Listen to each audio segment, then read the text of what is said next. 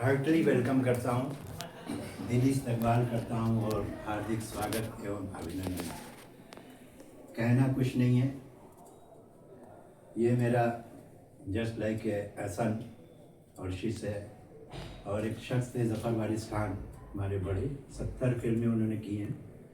उन्होंने एक लफ्ज़ कहा था कि इसको अगर एक्टर बना सके तो मैं पेशाब से अपना मुँह छुड़वाऊँगा। आज उनकी बात याद आ गई, मैं शेयर करूँ और ये तो इनका भविष्य बताएगा। चेहरे से मासूम है लेकिन विलनिस्ट हैं। अगर इनको मौका मिला तो क्रूर विलन और बहुत ज़बरदस्त ये काम करेंगे। कहना सिर्फ ये है कि आज जो हास है फिल्मों में, किरदार का, चरित्र का जो आनंद है, उससे बहुत तकलीफ है। काश हम जो डायरेक्टर की हैसियत से अगर मैं सोचूं कि हम अगर कहीं किसी का अरेस्ट कर रहे हैं तो कल हमारी बेटी, हमारी बहन भी कहीं हरेस हो रही होगी, उस वक्त हम क्या एहसास करें। इसके बारे में बहुत चिंतनीय विषय है और हमें लगता है कि फिल्म गलत हाथों में चली गई है, जहाँ सिर्फ अय्याशी और शराब ये फर्स्ट है, उसके बाद वर्क बहुत पीछे है। जितना बजट होता है उससे कहीं ज़्यादा पी जाती है, मैंने तो बहुत देखा है इस मामले में हैं। और एक जो लोकल आर्टिस्ट है बनारस का, उसको पैसा देने में परेशानी है। हम अगर रिटेक करते हैं तो कहते हैं कौन लाया रे, किसको, ये कौन लाया इसको, इस बार का वर्ड। और अगर बड़ा रिटेक करता है तो कहते हैं कि सर का मूड नहीं है, सर का मूड नहीं है, 20 रिटेक हो जाए और बराबरी की एक्टिंग चाहिए। और बेहतरीन शॉट अगर हो गया, वो शॉट कट जाएगा, जाके लाइन में कटवा देगा। 25 या 72 सीन थे मेरे मिर्जा जूलियट में, सिर्फ मर्डर सीन रखा गया। विलन एकदम फ्लॉप, सारे चुप, वो 1 टेक चाहिए, ये आलम था। और 30 साल का मेरा थिएटर एक्सपीरियंस है। फिल्में जितनी की नहीं, उससे कहीं ज़्यादा छोड़ी, बात नहीं बनी, मतलब वो मामलात नहीं तय हो पाए। जो हम चाहते हैं उस तरीके से किया जाए जहाँ की बेहतरीन नहीं आए, वहाँ पर उन्होंने समझौता नहीं कि सर ये करना है, आपको ये बोलना था, हम काम नहीं बोल सकते। सो मैंने आर्टिस्ट बना रहा, ये काम करो, हम वो करेंगे जो हम बेहतर करेंगे। तो हम इनके यही सजेशन देते हैं कि किसी चीज़ के लिए, किसी रोल के लिए हाँ मत कहो, जिसको बेहतरीन कर सको उसको लोटन करो। हम ये ना कहें कि हम बहुत बड़े आर्टिस्ट हैं। मैं जितना भी कैरेक्टर मैंने किया, हमेशा एक तृष्णा बाकी रही, एक तड़प बाकी रही कि अच्छा नहीं हो सका, फिर कभी ज़िंदगी ने मौका दिया तो अच्छा करेंगे। और ये चीज़ एक आर्टिस्ट के अंदर जिंदा रहेगी तो जिंदा रहेगी। अगर उसने मुकम्मल समझ गया तो वहीं फना हो गया, खत्म हो गया, फिर नहीं सीख पाएगा लाइफ में। उसको बाकी रहना है जीने के लिए, मतलब जागरूक, अपने को जागरूक। तो वो कमी को जब महसूस करेगा तब वो बेहतर करेगा आगे, और try again, try and try. और कुछ नहीं कहना है। आज का जो दौर है उस दौर के हिसाब से एक्टिंग आदमी सोचता है सर कि हम बहुत अच्छा कर रहे हैं, लेकिन हमने एक चीज़ देखा है कि यूपी के में अगर लोगों को कैमरे लेवल पे टेक्निक की कोई चीज़ें मालूम नहीं है, और जो रंगमंच में यहाँ का जो एक्टिंग है उसको हम कैमरे लेवल के हिसाब से रियल मानते हैं। तो उस बारे में आप क्या करें? सबसे बड़ी कमी जो आज आर्टिस्टों में है, हाँ। डिक्शन की कमी है।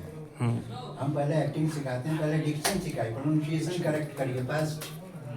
मैं पवन सिंह के साथ भदोही में काम कर रहा था, सिर्फ कंस्ट्रक्शन नहीं बोल पाया 40 रिटेक के बाद, कंस्ट्रक्शन कह रहे कर तो रहा हूँ। तो ये नहीं है बहुत बड़ा हो गया तो बहुत अच्छा हो गया, ऐसा कुछ नहीं है। पहले डिक्शन बहुत ज़रूरी है। हम अब पहले अभिनय सीखते होते और नेचुरलपन जब आएगा जब हम उसमें एकदम व्यवस्थ हो जाएंगे। हम तो समझते हैं कि स्क्रिप्ट मिली है, पढ़ा बोला, वैसा नहीं होता।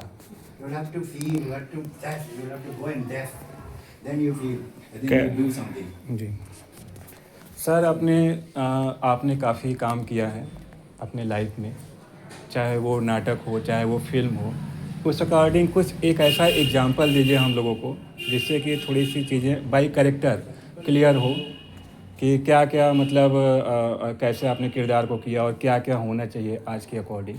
कोई भी कैरेक्टर, जैसे मिर्जा एंड जूलियट के फादर का कैरेक्टर आपने जो किया, उसमें क्या क्या समस्याएं आई और हम लोगों को उस पर क्या क्या कैमरे लेवल पे सोच के चलना चाहिए। कैमरे में ज़्यादा चिल्लाना, ज़्यादा बोलना, ज़्यादा वो एक्टिंग नहीं है। स्टेज में ही फर्क है, हाँ, बाय डिफरेंस। स्टेज में रीटेक नहीं है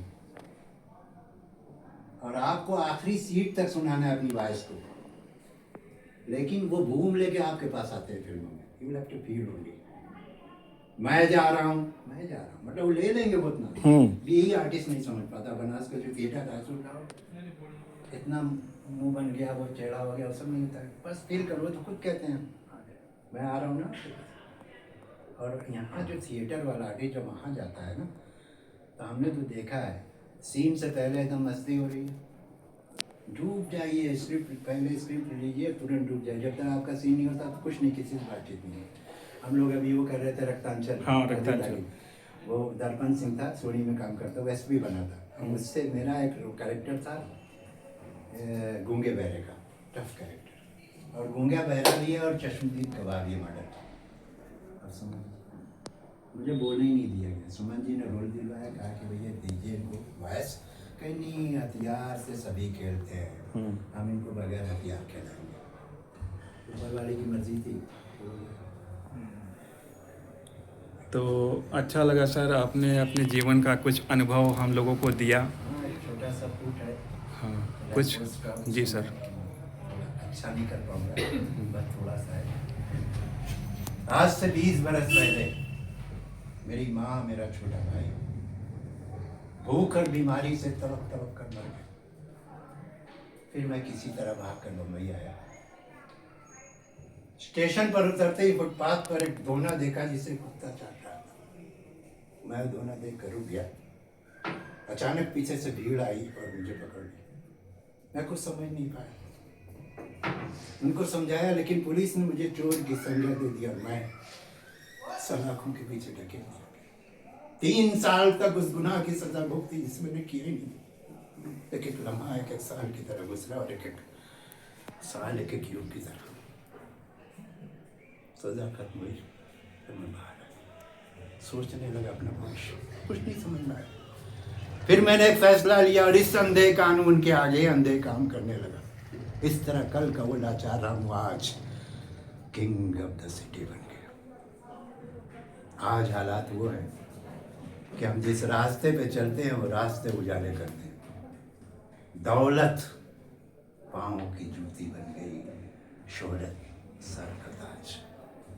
आज सब कुछ है, लेकिन एक सवाल है, कल बेगुनाह थे, सबूत नहीं था तो सलाखों में डाल दिए गए। आज इकरारी मुजरिम है तो पुलिस के पास सबूत नहीं है। लेकिन एक और कशिश है कि जिनके लिए सब किया वो आज साथ नहीं है।